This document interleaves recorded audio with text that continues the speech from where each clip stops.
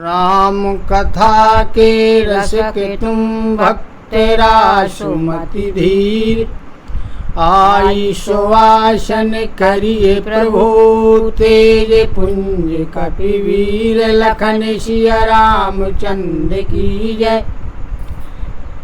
कल की कथा में जो प्रसंग निकला वो अपना था कि भगवान शंकर जी की बारात आ रही, पार्वती जी से विवाह होना है। जब बारात चली तो भगवान विष्णु ने विनोद के साथ कहा कि भाई अपना अपना दल और अपनी अपनी सेना अलग अलग कर ली जाए। तो ब्रह्मा जी की सेना, उनके सेवक अलग हो गए, विष्णु भगवान के अलग, शिव जी के अलग। अब शिव जी की जो बारात थी, उनकी सेना थी, उनके गण थे, बड़े विचित्र भूत पिशाच बेताल। चले अब बारात आई कहाँ? हिमवंत जी के यहाँ। जब हिमवंत जी के यहाँ बारात आने की खबर सुनी तो अगवानी करने के लिए लोग गए, बाजे सुनाई दिए, उन्होंने कहा बारात आ रही, अगवानी के लिए गए। अब अगवानी में रथ घोड़े हाथी आदि, और लड़कों का स्वभाव होता है कि वो आगे जाते हैं, देखना है बारात कैसी।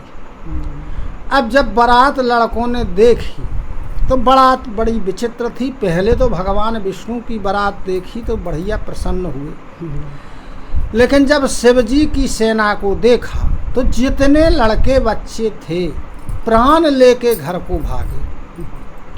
घर में जाके वो कंबल ओढ़ के पड़ गए। घर के माता पिता ने पूछा कैसी है बारात? अरे बोले बारात की मत पूछो, जो जिंदा रहेगा वही पार्वती जी का विवाह देख पाएगा। माता पिता समझते थे, उन्हें समझाया डर की कोई बात नहीं। अब जब बारात की अगवानी करके बारात को ले आए, जनवासे में ले जाना था परछन के लिए, मैना जी अपनी सखियों सहित वृद्ध महिलाओं सहित आई। अब जब शिव जी की परछन के लिए सामने आई तो जब शिव जी का रूप देखा तो भय के कारण जितनी महिलाएं उनकी साथ थीं भाग लीं, अपने अपने घर पहुंची। इनकी थाली गिर गई, ये भी वापस। शिव जी ने सोचा यहाँ ऐसा ही नियम होगा, इसलिए ऐसा ही परछन हुआ। चलो अच्छा है, शिव जी जाके जनवास से चले गए। अब मैना जी घर आती हैं, अनेक प्रकार से विलाप करती हैं, पार्वती जी को अपनी गोद में बैठा लेती हैं, कहती हैं कि मैं इन्हें लेकर के कुएं में गिर के जान दे दूंगी, पहाड़ से गिर के जान दे दूंगी, नदियों में जाके जान दे दूंगी, अग्नि में भस्म हो करके जान दे दूंगी, लेकिन अपनी पुत्री का विवाह ऐसे बावले वर के साथ नहीं करूंगी। अरे ये तो पागल है, सांप लपेटे, बिच्छू लपेटे, नग्न भेष है, बैल पर सवार है, बड़ा विचित्र वर है। और नारद जी को दोषी ठहरा रहे। भाई बिकल अवला सकल, दुखित देखी गिरी नारी, करी बिला पुरो दति बदती, सुता स्नेह सम्हारी, लखन सिया रामचंद्र की जय। अब जब मैना जी को विलाप करते हुए देखा, जो वहाँ स्त्रियाँ थीं, रिश्तेदार नहीं थीं, कुल की बड़ी बूढ़ी महिलाएं थीं, जो भी थीं वो भी बड़ी व्याकुल हो गई, दुखी हो गई। अब अनेक प्रकार से विलाप करती हुई सब रो रही हैं, मैना जी रो रही हैं, और महिलाओं का तो काम है रोना, तो सरल है, सब रो रही। और मैना जी कह रही, क्या कहती हैं कि नारदो कर में काहे बिगारा, भवन मोर जिन्ह बसत उजारा, अस उपदेशु उमहि जिन्ह दीन्हा, बारे बरही लागी तपु कीन्हा। कहने लगी मैना जी कि मैंने नारद जी का क्या बिगाड़ा था जो उन्होंने मेरा बसता हुआ घर उजाड़ दिया। ऐसा उपदेश मेरी पुत्री को दिया कि इस पागल वर के लिए, बावले वर के लिए उसने तपस्या की। साच उनके मोह न माया, उदासीन धनु धामु न जाया। पर घर घालक लाज न भीरा, बांझ की जानो प्रसव के पीरा। कहने लगी कि सच में उन्हें ना तो कोई मोह है ना माया है, उदासीन रहने वाले हैं, ना उनके कोई धन संपत्ति है, ना भवन है, कुछ नहीं है। इसीलिए वो दूसरे का घर उजाड़ते रहते हैं।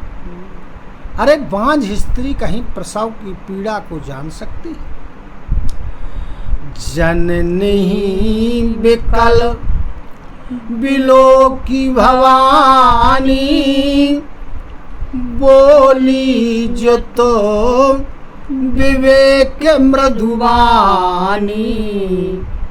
अस विचारी सोच ही मति माता, सो न डरई जो रचई विधाता। अब माता जी को जब व्याकुल देखा माता पार्वती ने, तो वो कैसी वाणी बोली?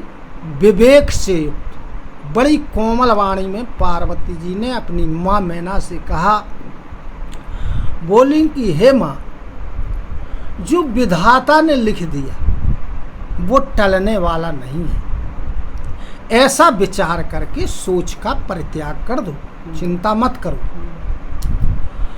करमो लिखा जो बावर नाहू, तो कस दोषु लगाइए काहू।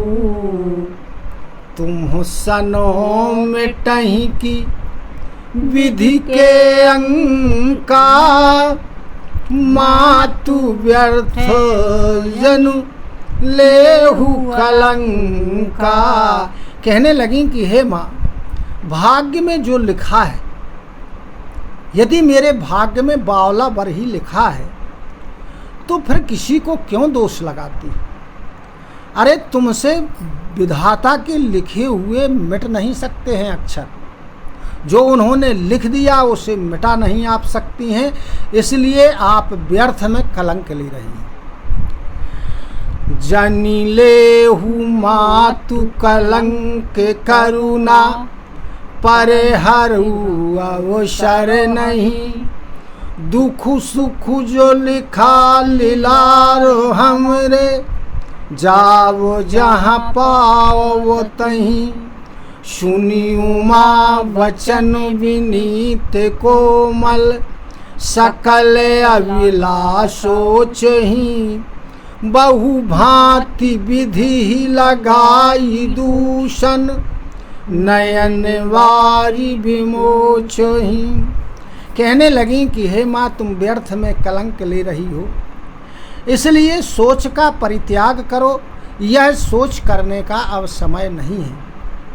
मेरे लिलार में यानी भाग्य में जो दुख और जो सुख लिखा है वो मैं जहाँ भी जाऊँगी वो मुझे वहाँ भी प्राप्त होगा। जब पार्वती जी के ऐसे विनय से युक्त कोमल वचन सब स्त्रियों ने वहाँ सुने तो वे अनेक प्रकार से ब्रह्मा जी को दोष लगा रही और अपने नेत्रों में आंसू भर गए, रोने लगी, बड़ी चिंता करने लगी। तेहि अवसर नारद सहित अरु ऋषि सहित समेत, समाचार सुनि तुहिन गिरी, गवने तुरत निकेत लखन सिया रामचंद्र की जय। अब जब यह समाचार सुना तो नारद जी सप्त ऋषियों के सहित वहां आ गए, क्योंकि इन सभी का दोष था। नारद जी ने शिक्षा दी थी कि जाके तप करो। सप्त ऋषि भी तपस्या करने के समय वहां गए थे पार्वती जी के पास। हालांकि सप्त ऋषियों ने समझाया था कि शिव जी तो बावले हैं, हम तुम्हें अच्छा वर बता रहे, लेकिन पार्वती जी ने कहा कि नहीं, जो नारद जी ने कह दिया वही सही है। तो आए वहाँ हिमाचल के यहाँ। हिमाचल जी ने जब सुना कि सप्तऋषि नारद जी आए हैं तो वो उन्हें साथ लेकर के और अंदर आए महल में। तब वो नारद सब ही समझावा, पूर्व कथा प्रसंग सुनावा। मैं ना सत्य सुनहु मम वाणी, जगदम्बा तब सुता भवानी। नारद जी ने सभी को समझाया और पार्वती जी के पूर्व जन्म की, यानी जब वो सती थी उस समय की सारी कथा उन्होंने सुनाई। और मैना से कहने लगे कि हे मैना, तुम हमारी वाणी को सत्य मानो। जो तुम्हारी यह पुत्री है ये साक्षात जगदम्बा है। अजाय अनादि शक्ति अविनाशिनी, सदा शंभु अर धंग निवासिनी। जग संभव पालन लयकारिणी, निज इच्छा लीला बपुधारिणी। यह तो अजन्मा है, अनादि है, ना कोई आदि है ना अंत है, अविनाशिनी शक्ति है, सदा शिव जी की अर्धांगिनी है। हमेशा शिव जी के साथ इनका विवाह होता है। और यह है कैसी? इस संसार की उत्पत्ति, इसके पालन और इसके संहार को करने वाली है।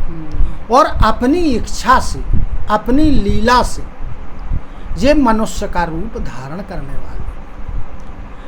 जन्मी प्रथम दक्ष गृह जाई, नाम सती सुंदर तनु पाई।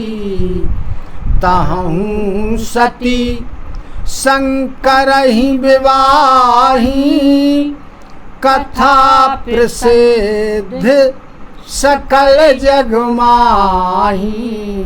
कहने लगे कि इनका जन्म पहले दक्ष प्रजापति के यहाँ हुआ। इनका बड़ा सुंदर शरीर था, नाम इनका सती था। वहाँ भी इनका विवाह शिव जी के साथ हुआ। ये कथा सारे संसार में प्रसिद्ध है। एक बार आवत शिव संगा, देख्यो रवि कुल, देख्यो रघुकुल, कमल पतंगा। भयो मोह शिव कहा न कीन्हा, भ्रम वसवेशु सीय कर लीन्हा। कहने लगे नारद जी की एक बार जी शिव जी के साथ आ रही थी और इन्होंने रघुकुल के शिरोमणि भगवान श्री रामचंद्र जी को देखा। इनको मोह हो गया। शिव जी ने बहुत समझाया, लेकिन जब व्यक्ति का समय खराब होता है तो बुजुर्ग कितना भी समझाएं मानता नहीं है। और इन्होंने क्या किया कि भगवान की परीक्षा लेने के लिए भ्रम के कारण सीता जी का वेश धारण कर लिया।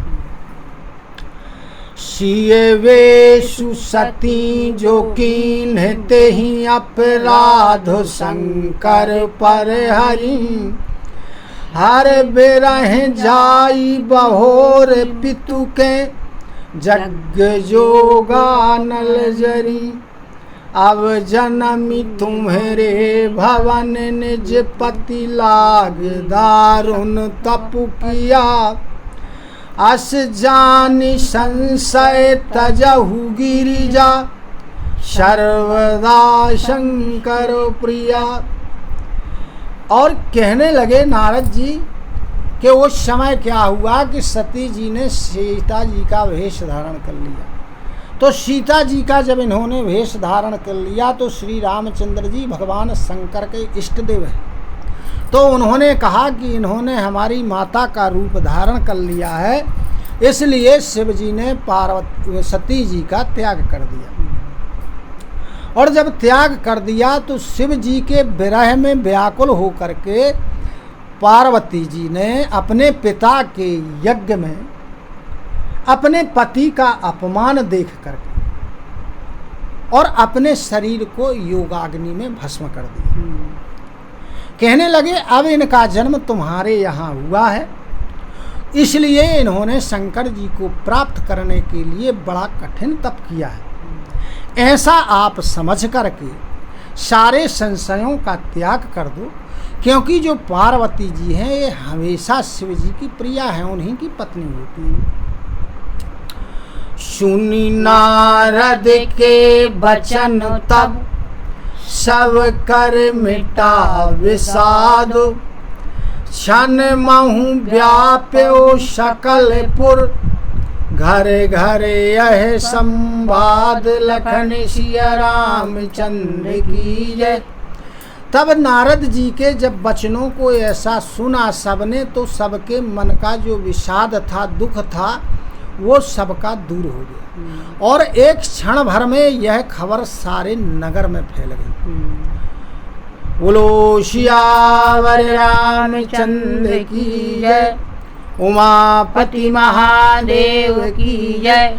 कथा विसर्जन होते है सुनहु वीर हनुमान, जो जन यहाँ से आए हो सोता करो प्रयाण।